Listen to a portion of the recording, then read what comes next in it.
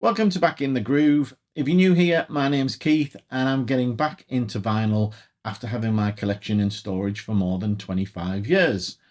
Now, today I'm going to be looking at my collection in the guise of all of the records that I have from the year 1982. But before I dive into those, I just want to say I've been looking into the analytics of the channel, and it seems like there's more than 90% of people watching the videos that are not subscribed. Now, it would really help me out if I could convert some of you to subscribers, and if you could also give me a thumbs up. That really helps the algorithm catch all of the videos and present them to more people, so would really help me out, and I'd really appreciate if you could do that. But first up, on the album front, we have got Judas Priest. This is Screaming for Vengeance. This comes with a nice little poster inside as well. Good solid album from Judas Priest. Ride in the Wind, Bloodstone, Pain and Pleasure. Lots of great tracks on here. Now, I'm not going to talk too much about the albums. I just want to show what we've got in the collection. If anybody wants to comment on them, then I'm happy to have a conversation or circle back on some of these in the future. But the aim is really to just show you the albums from 1982. And this is a classic from Manowar, and it's Battle Hymns. Now, the first album from Manowar isn't as full of sort of sword and sorcery kind of stuff. It's a little more straight ahead rock and roll / hard rock. We've got Death Tone, Metal Days, Shell Shock. None of these themes are really in that sort of fantasy kind of world that they've created yet. But a great band, a great debut. Saw the band either on that tour or the next album. I can't remember, but it was a great show, and that was back in Middlesbrough Town Hall all them years ago. Next up, we've got Fleetwood Mac with Mirage, and one of the things that I've noticed in pulling out the collection to show you guys is that there's a growing number of softer rock. So maybe my taste was starting to mellow around this era, or it's just an indication of what was out at the time. But that's Fleetwood Mac's Mirage. Now, next up, we've got Peter Criss of Kiss fame, and this is Let Me Rock You. Again, a fairly mellow album, continuing in his kind of fairly mellow, straight ahead rock and roll kind of vibe that he had going in his other Kiss solo albums. But a decent album, I've got to say, and I quite like the Peter Criss stuff, if I'm honest. Next up, we've got the Alan Parsons Project. This is Eye in the Sky. Good, solid Alan Parsons Project album. Love Alan Parsons Project. It's not my favourite album of theirs. I'd say Turn of a Friendly Card is probably better, but this was decent stuff. Psychobabble is a great track from this particular one. We've got Gemini and other good tracks on there too. Next up, we've got Robert Plant, and this is Pictures at 11. And I've got to say, this was pretty disappointing to me. Never really got into the album in any great depth. Burning Down One Side, Moonlight and Samosa, Pledge Pin, Worse Than Detroit, like I've never been gone. I don't know, this just did not grab me, if I'm honest. Though I am a Zepp fan, Robert Plant's solo material is not high on my playlist, I'm afraid. Next up, Phil Collins, Hello, I Must Be Going. This continues his kind of melancholy vibe of his solo albums, which all started around the time of a divorce from not sure if it was first or second wife, but difficult times for him, I'm sure, which made for some great material, to be fair.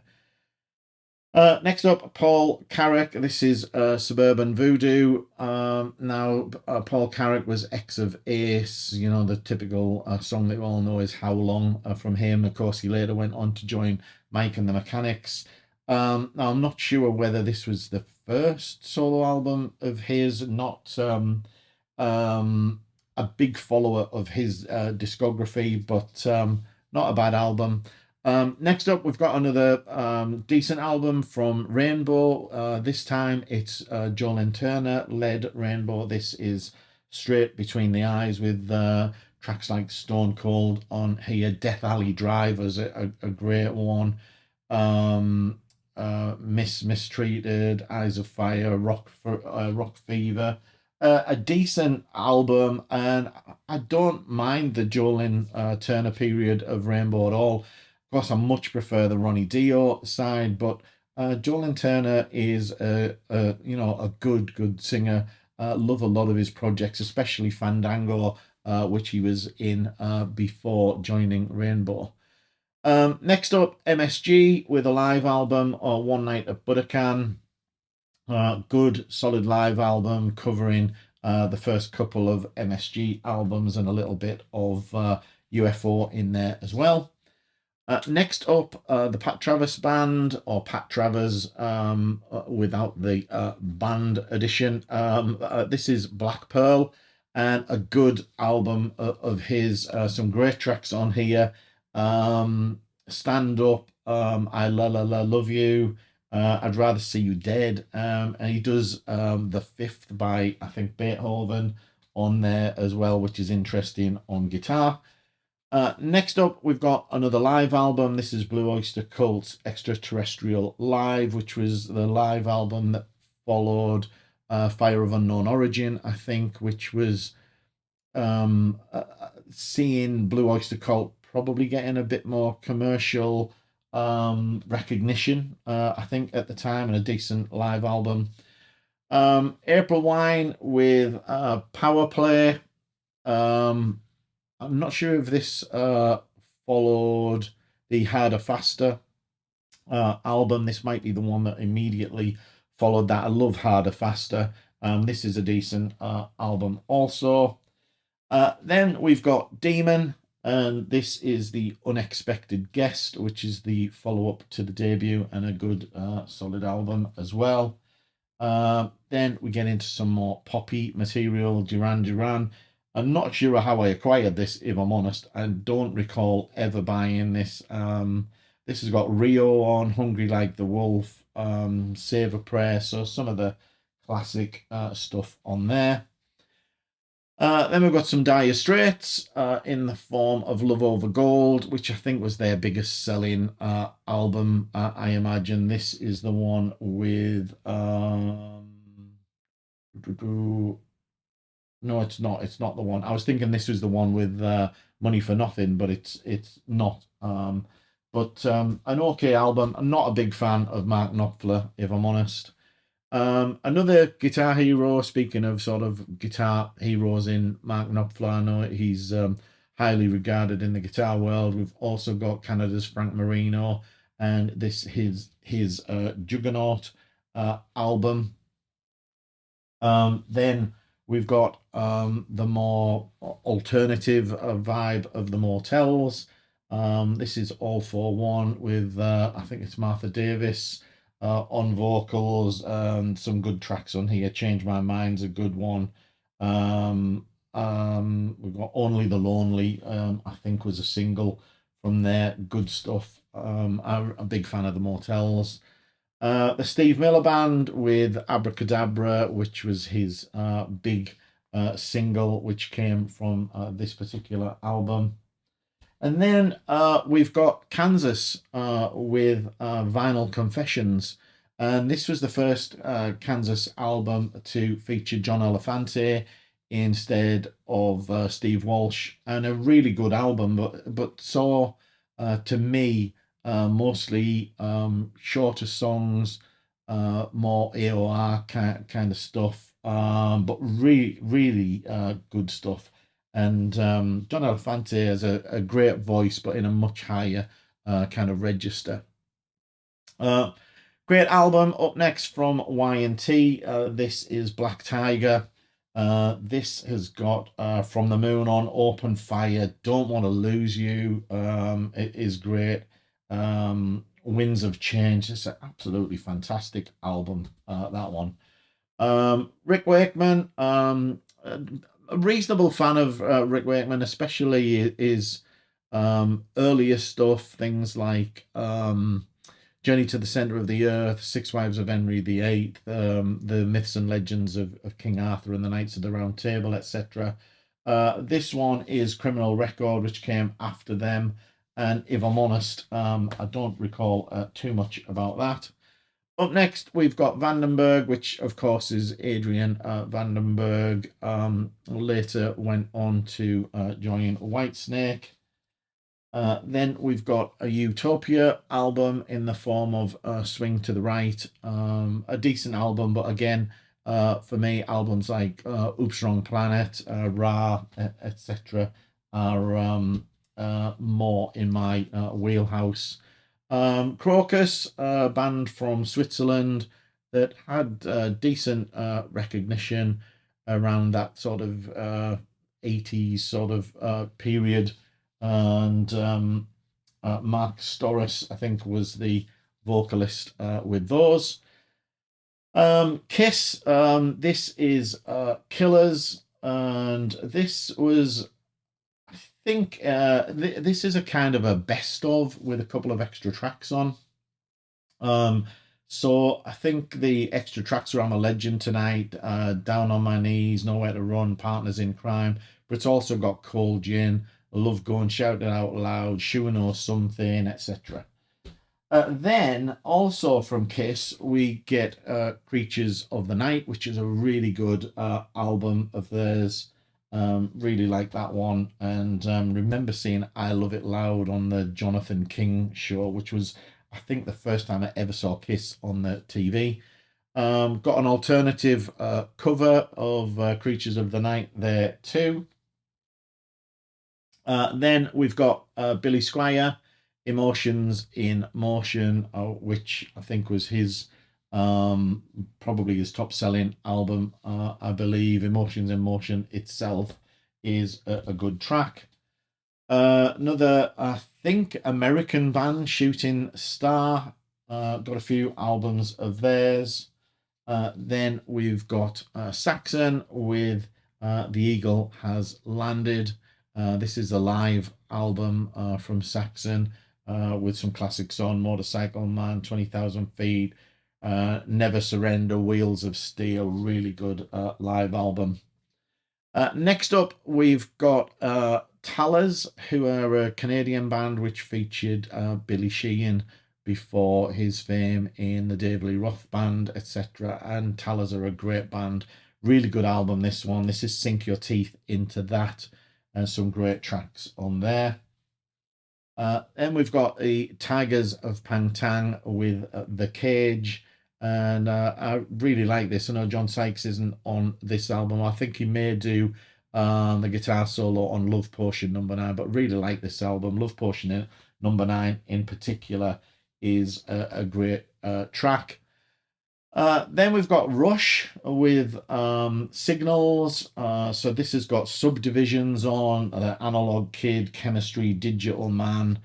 It's more of a synth-based start of Rush's repertoire, and a good album overall, but not in my top 5 Rush albums. Next up, we've got Samson. This is Before the Storm. Now, this is with Nicky Moore on vocals, who later went on to be in Mammoth, I think, as well, with John McCoy. A good singer, Nicky Moore, actually, and I remember seeing them live on tour as well. In fact, I might have seen Nicky Moore solo before he joined Samson. Now I think about it, I remember him being on stage, and he used to wear these big kind of Hawaiian shirts, from what I recall. Next up is Santana, and this is Shango, an excellent album with Alex Ligertwood on vocals. And then we've got Daryl Hall and John Oates with Private Eyes. So some big hits on there. Private Eyes itself, I Can't Go For That, etc. Sammy Hagar, this is a stamped promo of Three Lock Box. Not sure whether there's any standout tracks on there that I can recall. Grand Prix. Now this is Robin McCauley's band that he was in before joining. Was it the Far Corporation he was in, and he was also in MSG, of course, is probably where he's best known for. Then we got Larry Gowan, who I think is Australian, and I think he later went on to join Styx. And then we've got Iron Maiden's Number of the Beast, which of course was the first one to see Bruce Dickinson joining the band. Highly acclaimed, iconic album, absolutely stellar album with great tracks on here. Children of the Damned, The Prisoner, Number of the Beast itself, Hallowed Be Thy Name is an absolutely fantastic track, and that would be very high on my top 50 albums or so. Another great album of the time, highly acclaimed, the Hughes Thrall album, which was Glenn Hughes and Pat Thrall, who was previously of the Pat Travers Band. And some great tracks on here. I Got Your Number, The Look in Your Eyes, Coast to Coast's on here as well as a cover of his Trapeze track that he wrote. Then we've got Michael Jackson's Thriller, which was very prominent at the time. It was a really good album, this, to be fair, of its time. You know, with Thriller was a great track. It's got Beat It on with Eddie Van Halen, I believe. Billie Jean is a great track. Human Nature. It's a really good album. Next up, we've got Adrian Gervitz with Classic. This is a really good sort of AOR, fairly mellow album, but really good stuff as well.